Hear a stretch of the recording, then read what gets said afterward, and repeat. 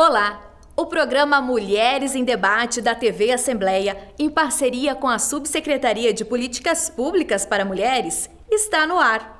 Agora nós vamos relembrar alguns dos principais temas abordados por nós ao longo de 2022. O Mulheres em Debate tem como objetivo principal levar a informação em prol do empoderamento feminino.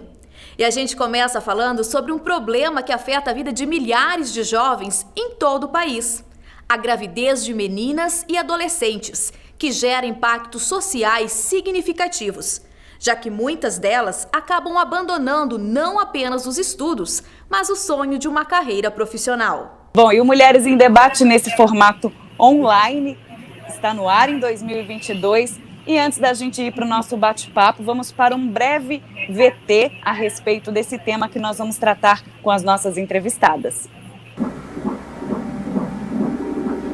O índice de gravidez na adolescência no Brasil está acima da média mundial. Em 2020, os registros indicam que a cada 1.000 brasileiras entre 15 e 19 anos, 53 tornam-se mães.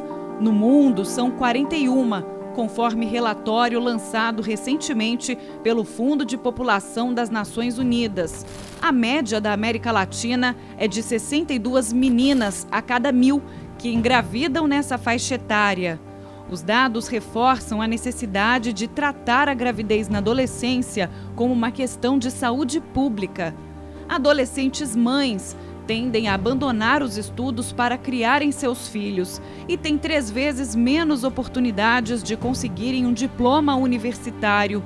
Ainda segundo o relatório do Fundo de População das Nações Unidas, elas ganham, em média, 24% a menos do que as mulheres da mesma idade sem filhos. Dados do IBGE confirmam que 7 em 10 meninas grávidas ou com filhos são negras e 6 de 10 não trabalham e não estudam. Segundo o relatório do Banco Mundial, o Brasil poderia aumentar a sua produtividade em 3,5 bilhões de dólares por ano se as adolescentes adiassem a gravidez para depois dos 20 anos. Das gravidezes que ocorrem na adolescência, 66% não são intencionais, o que significa que, a cada 10 adolescentes que engravidam, 7 referem ter sido sem querer.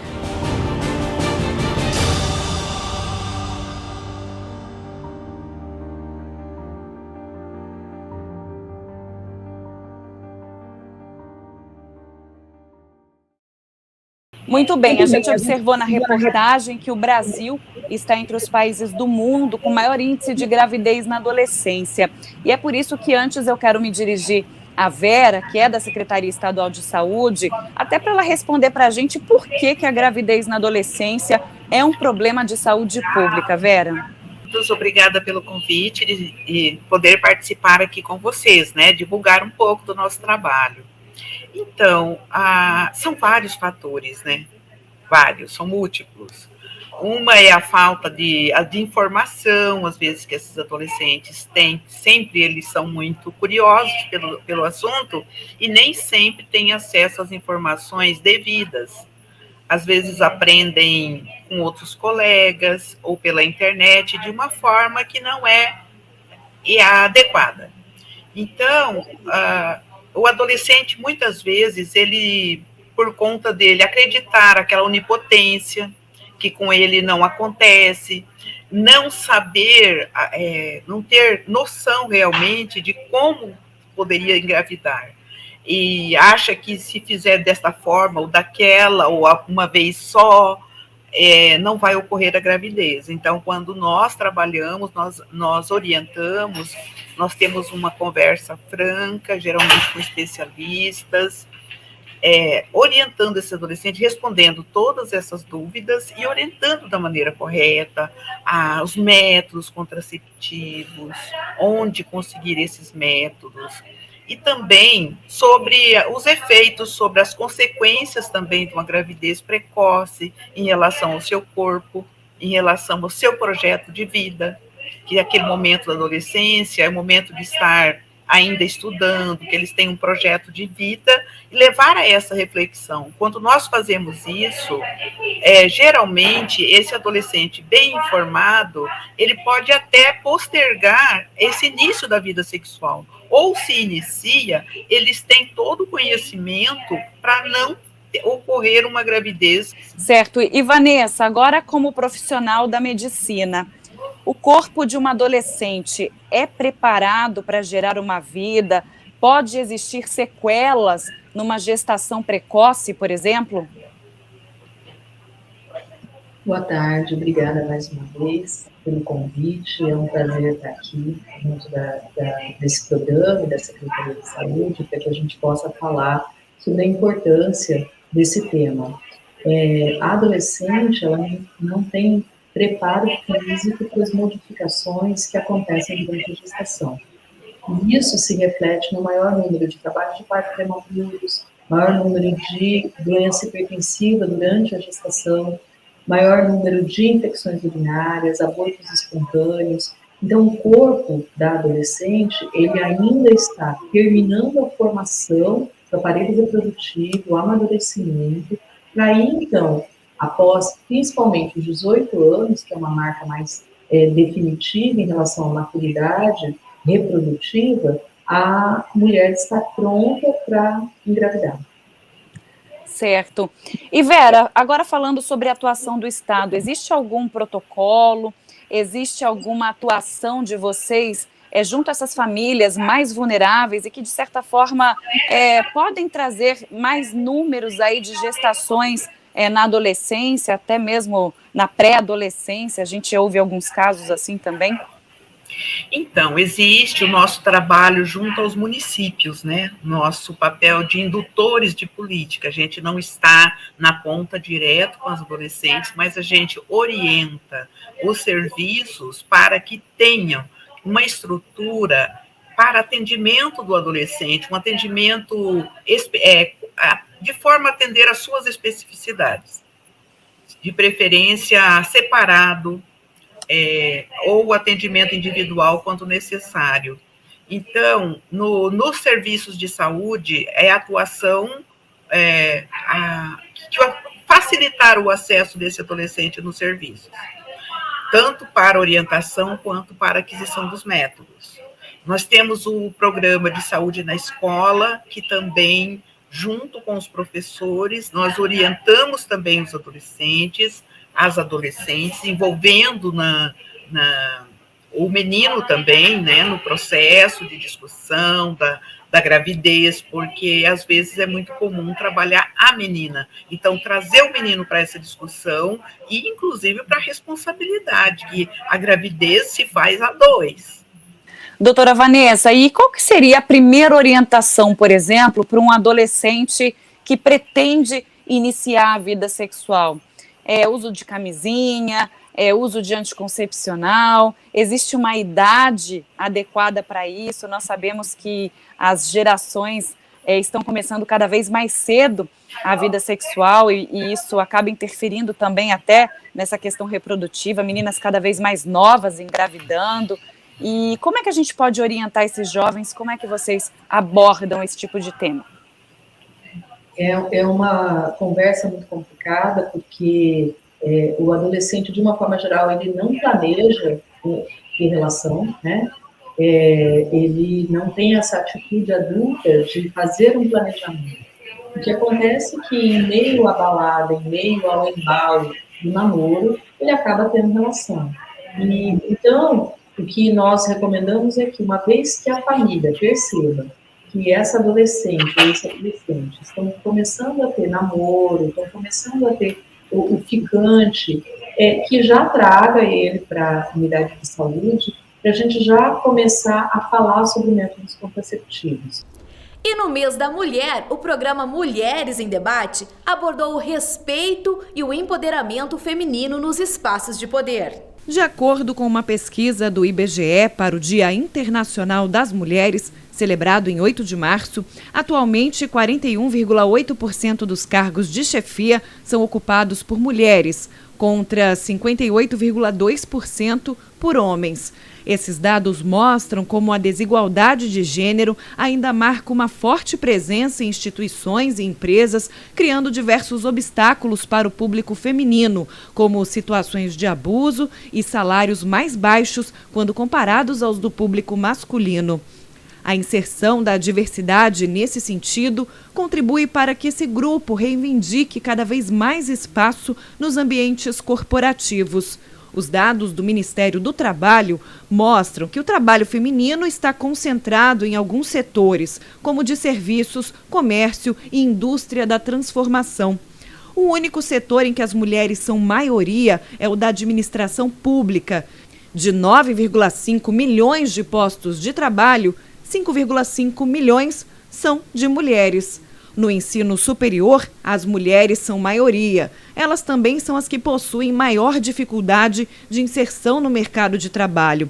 A conclusão é de que a empregabilidade de mulheres brasileiras de 25 a 34 anos com ensino superior é de 82% e cai para 63% entre mulheres com ensino técnico e para 45% entre mulheres sem essa capacitação. Contar com mulheres nas equipes contribui para a diminuição dos preconceitos relacionados ao gênero.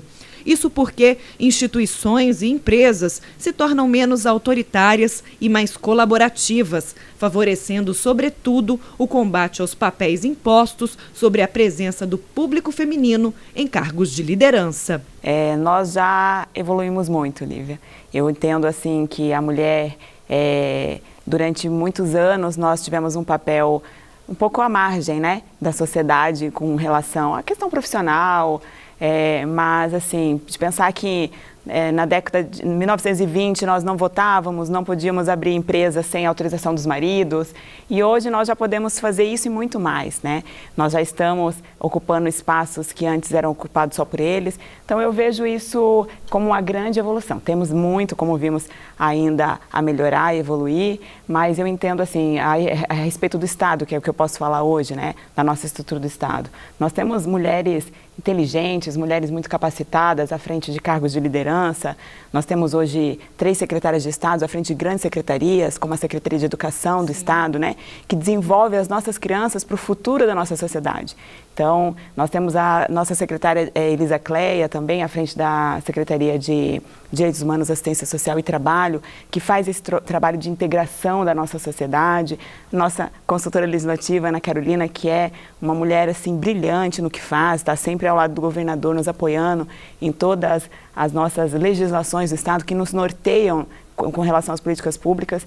Então eu vejo assim, nós evoluímos muito, ainda temos muito a evoluir, mas acredito que com o conhecimento, com o passar dos anos, nós começamos a ver que nós tínhamos muito a contribuir para a sociedade. E hoje nós nos colocamos à disposição de fazer isso.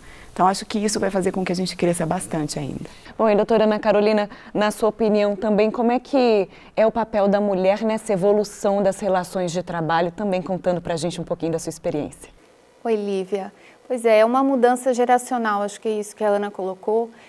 Nós já entramos num outro cenário, né, com muito mais facilidade para o estudo, para a capacitação e cada vez mais nos postos de trabalho.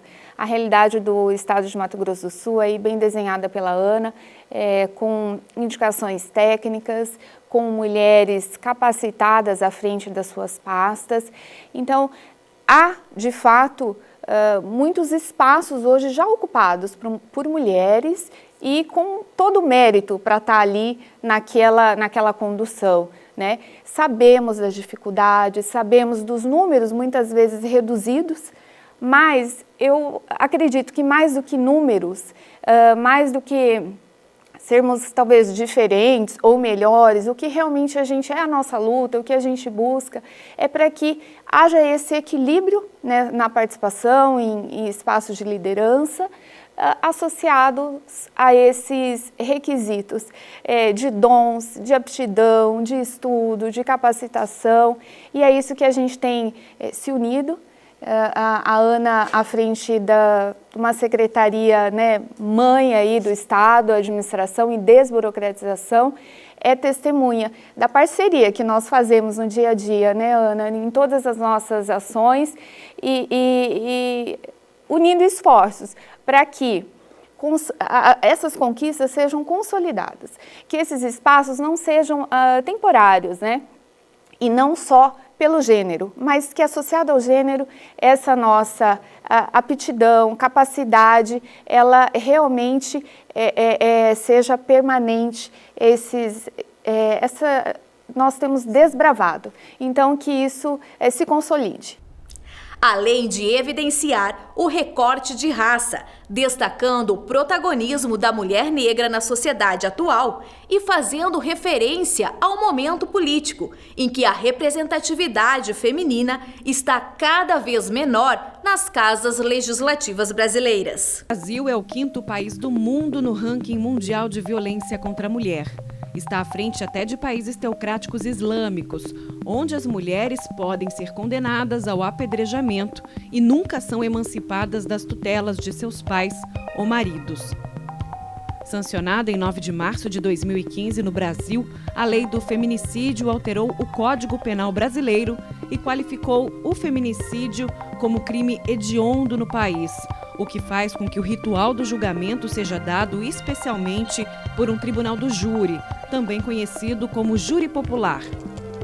A lei do feminicídio pode ser aplicada em casos como agressões físicas ou psicológicas, abuso ou assédio sexual, tortura, mutilação genital, espancamentos e em qualquer outra forma de violência que gerem a morte de uma mulher, em decorrência da condição de ser mulher, podendo também ser motivado ou simultâneo à violência doméstica. A pena de reclusão para o feminicídio estipulada pelo Código Penal é de 12 a 30 anos, com agravante no caso de crime cometido contra a vítima menor de 14 anos, maior de 60 anos ou com deficiência, durante a gestação ou nos 3 meses posteriores ao parto, e na presença de descendente ou ascendente da vítima, sem especificar que essa presença pode ser virtual ou física. Em Campo Grande, 2022, já registrou 3 casos comprovados de feminicídio, ao passo que o número de denúncias de violência doméstica está perto de 8.000, graças à ampla divulgação dos canais de denúncia. Os dados são da Casa da Mulher Brasileira.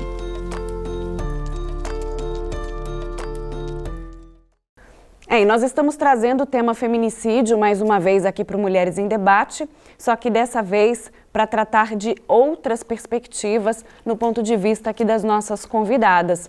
E eu vou começar direcionando a primeira pergunta para a delegada, porque nós estamos no ano de 2022, atravessamos uma pandemia, atravessamos o ano de 2021 e eu gostaria de saber em relação aos casos, aos números, o que vocês têm para levantar aqui para a gente. Então, se nós fizermos um apanhado dos números, nós percebemos que em relação aos crimes mais graves, então vamos dizer aí do feminicídio, do feminicídio consumado, onde há a morte da vítima, da mulher em questão. No ano de 2020, tivemos cerca de 13 feminicídios consumados na capital, na cidade de Campo Grande. 2021, houve uma diminuição de 3 feminicídios na cidade. E agora, no ano de 2022, até esse mês de abril, contamos com 3 feminicídios consumados, ou seja, já igualou a estatística do ano passado todo. Quando a gente fala de números, qualquer vida perdida acaba sendo um grande indicador, né, doutora? Sim, com certeza. Isso demonstra que ainda as informações precisam ser levadas às mulheres, o combate precisa ainda ser bastante firme, o enfrentamento à violência doméstica, como eu costumo dizer, há várias frentes de enfrentamento. E uma delas, com certeza, é a informação da mídia, de sites, das palestras que muitos colaboradores fazem, desse bate-papo, de rodas de conversa, enfim. toda e qualquer informação levada às mulheres é de suma importância. E eu gostaria de saber como é que é esse trabalho, né, na advocacia, dentro de um tema tão delicado, né? Até comentei a questão do júri popular. Como é que funciona mais ou menos esse trabalho? Então, Lívia, é importante a sociedade saber, né, ter o conhecimento que o advogado, ele pode atuar em diversas frentes. Então, muitos só reconhecem a função do advogado como advogado de defesa, né, do acusado, do suposto autor daquela infração. Mas o advogado também pode atuar como assistente de acusação na defesa da vítima. Sim. E, na verdade, a Lei Maria da Penha, ela trouxe por escrito um artigo onde nós temos que as mulheres têm direito de estarem acompanhadas, né, por um advogado durante o processo. Isso é uma grande conquista da Lei Maria da Penha. As mulheres se sentem mais protegidas, né, têm uma assistência jurídica, sabem o que podem pedir, o que não podem. O acolhimento na delegacia, ele é complementado pela presença do advogado. Então, nós temos essa vertente também. E como é que é trabalhar, por exemplo, em casos de feminicídio, né, assim, que geram comoção popular? Muitos dos casos são publicados nos jornais diários, né, nos nossos sites, vão sendo divulgados aí para toda a população.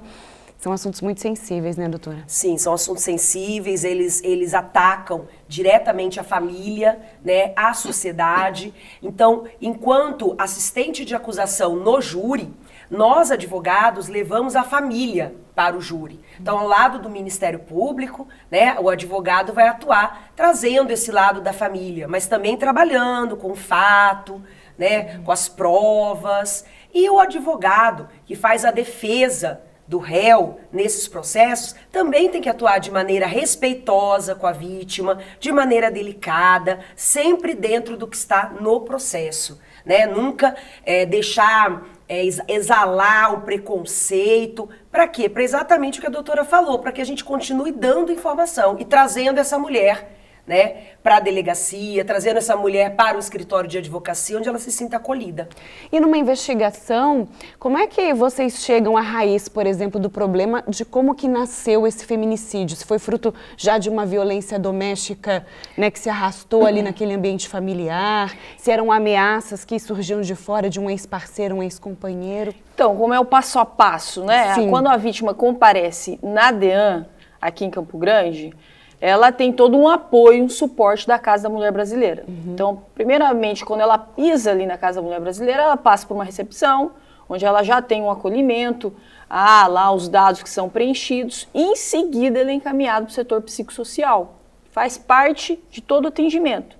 Então, a psicóloga faz um atendimento inicial naquele momento, colhe os principais dados, o que ela está sentindo, faz esse acolhimento, e em seguida encaminha para a delegacia. Então, ela, já nesse caminho, vamos colhendo tudo que já pode ter acontecido, outros boletins de ocorrência registrados, se houve outros tipos de violência, quando ela era criança, em outros relacionamentos. Certo. Quando ela chega para fazer boletim de ocorrência, ela já despeja todo esse tipo de informação para o policial. E o policial, então, ele registra a ocorrência. Em 2022, o Mulheres em Debate foi pautado por diversas campanhas de enfrentamento à violência, como o Maio Laranja, a campanha estadual de combate ao feminicídio e o Agosto Lilás, que tornou-se uma campanha nacional de enfrentamento à violência contra as mulheres. O programa também discutiu a importância da saúde pública feminina. Para iniciarmos esse nosso bate-papo, né, eu gostaria que a doutora Ruth nos falasse um pouquinho sobre a importância dessa campanha Outubro Rosa, né? Ela que é médica aqui do Hospital de Amor, e das mulheres, né, procurarem cuidar da sua saúde não só nesse mês de outubro, né, doutora? Sim, realmente o Outubro Rosa é uma data bem importante, né, para conscientizar as mulheres do câncer de mama. A gente observa que tem crescido, né, o interesse, tem crescido a conscientização, cada vez mais, também mais entidades apoiam essa causa, né, e a gente sabe que realmente é importante. Há um aumento da realização de mamografias pelo SUS em torno de 33% em outubro, e esse aumento se mantém em novembro e dezembro. E, infelizmente, depois, nos outros meses, ele volta a cair, né, mas assim, já é algo muito importante. E é importante que sirva para a mulher saber que não é só em outubro, né, que ela tem que estar atenta a tudo que é falado nesse mês, durante todos os meses do ano, para que ela possa procurar os exames que ela tem que fazer, ou estar atenta às alterações no seu corpo, sempre tentando perceber algum sinal que possa ser indício do câncer de mama. E o diagnóstico, né, precoce, ele salva uma vida, não é, doutora? Sim. O diagnóstico precoce do câncer de mama, ele é realizado através da mamografia. A mamografia é o único método que comprovadamente reduz a mortalidade e hoje estima-se que seja entre 30% e 40% essa redução da mortalidade. Então é algo realmente muito importante, né? Principalmente se a gente pensar que o câncer de mama não é um câncer que você pode prevenir completamente. Existem algumas atitudes que você pode tomar para reduzir o risco, mas não é uma doença que você tem total controle dos fatores de risco. Muitos desses fatores de risco para o câncer de mama não estão sob o nosso controle, dependem de fatores genéticos, alterações hormonais do nosso corpo que a gente não pode controlar. E conosco também, né, a dona Idelice, que é da Rede Feminina de Combate ao Câncer. Uma instituição, né, que existe há muitos anos e que algumas pessoas desconhecem esse serviço, né? Qual que é o papel da rede, né? Como a rede auxilia essas mulheres? Então, o nosso principal objetivo é a harmonização, né?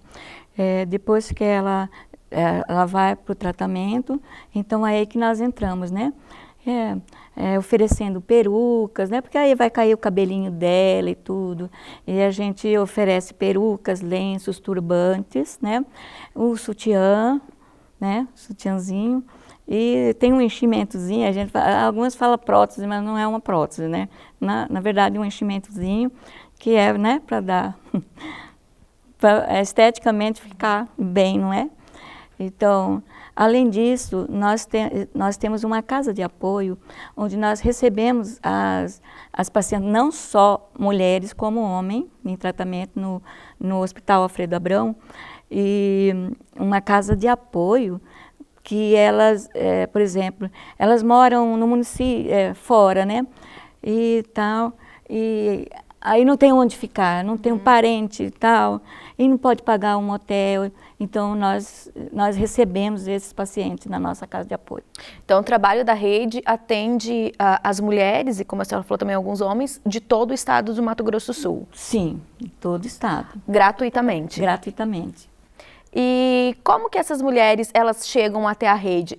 São encaminhadas pelos médicos, pelo próprio hospital, né, Alfredo Abrão, como o Hospital do Amor? Sim, depois do tratamento ali, ela vai procurar uma assistência social e ela encaminha para nós, né? E lá é que nós oferecemos, além da casa de apoio, nós também oferecemos cestas básicas, né? Para aquelas pessoas que têm o poder aquisitivo assim mais baixo, e elas ficam assim muito vulneráveis, às vezes elas não conseguem ir trabalhar e tudo, né? E aí ela precisa da alimentação e aí nós entramos com as cestas básicas também. Doutora Ruth, e como é o trabalho do Hospital do Amor aqui em Campo Grande, né? Que é um braço de um hospital tão famoso que é o Hospital de Barretos, que é uma referência no tratamento, né, ao câncer? Sim, o Hospital de Amor de Campo Grande está aqui há 9 anos, né, desde agosto de 2013, e a gente funciona exatamente como funciona a prevenção do Hospital de Amor de Barretos, né, é direto, assim, a ligação.